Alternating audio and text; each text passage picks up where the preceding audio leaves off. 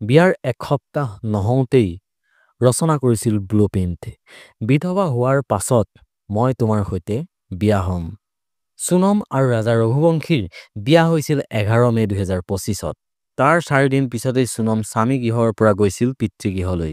16 মে 2025ত পিতৃৰ ফেক্টৰীত কাম কৰা পৰকীয়া প্ৰেমিক ৰাজ কুশৱাহাৰ সৈতে মিলি স্বামী ৰাজক হত্যাৰ সকলো পৰিকল্পনা কৰিছিল সোণমে। তাৰ পিছত শ্বিলঙলৈ যোৱাৰ পৰিকল্পনা কৰি দুয়ো মিলি টিকট কাটিছিল গুৱাহাটীলৈ। সোণম আৰু ৰাজ কুশৱাহাৰ প্ৰেম বহুদিনীয়া।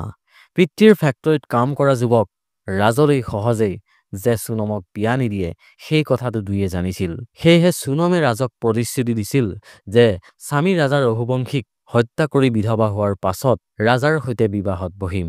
বিধৱা হোৱাৰ পাছত সোণমৰ ঘৰত কোনো লোকে ৰাজলৈ বিয়া হোৱাত বাধা নিদিব বুলি ভাবিয়েই এই সমস্ত পৰিকল্পনা কৰা হৈছিল বুলি পৰকীয়া প্ৰেমিক ৰাজে আৰক্ষীক কৈছে। ৰাজাৰ যি অস্ত্ৰৰে আক্ৰমণ কৰি হত্যা কৰা হৈছিল সেই ছুৰীখন গুৱাহাটীৰ পৰা অনলাইন অৰ্ডাৰ কৰা হৈছিল বুলি ৰাজে সদৰি কৰিছে আৰক্ষীক। সোণম আৰু স্বামী ৰাজা যিখন হোমষ্টেত আছিল তাৰ প্ৰায় 1 কিলোমিটাৰ নিলগত আছিল ৰাজ আৰু 2 ছুপাৰ কিলাৰ। সময়ে সময়ে লোকেশ্যন শ্বেয়াৰ কৰি আছিল সোণমে। ফটো উঠাৰ চলেৰে পাহাৰৰ নিজান ঠাইলৈ সোণমে লৈ গৈছিল ৰাজাক। সেই সময়তেই ৰাজা আৰু সোণমৰ আগে আগে গৈ আছিল 2 হত্যাকাৰী। সোণমে নিৰ্দেশ দিয়াৰ লগে লগেই আক্ৰমণ কৰিছিল ৰাজাক। প্ৰথমে আগফালে আৰু তাৰ পিছত পিছফালৰ পৰা সোণমে নিজেই আক্ৰমণ কৰিছিল স্বামীক।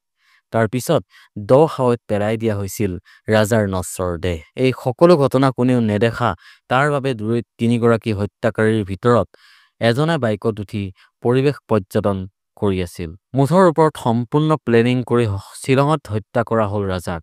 এতিয়া সকলোৱে আশা কৰিছে সোণমৰ লগত আন 3 গৰাকীক হত্যাকাৰীয়ে পাওক উচিত শাস্তি।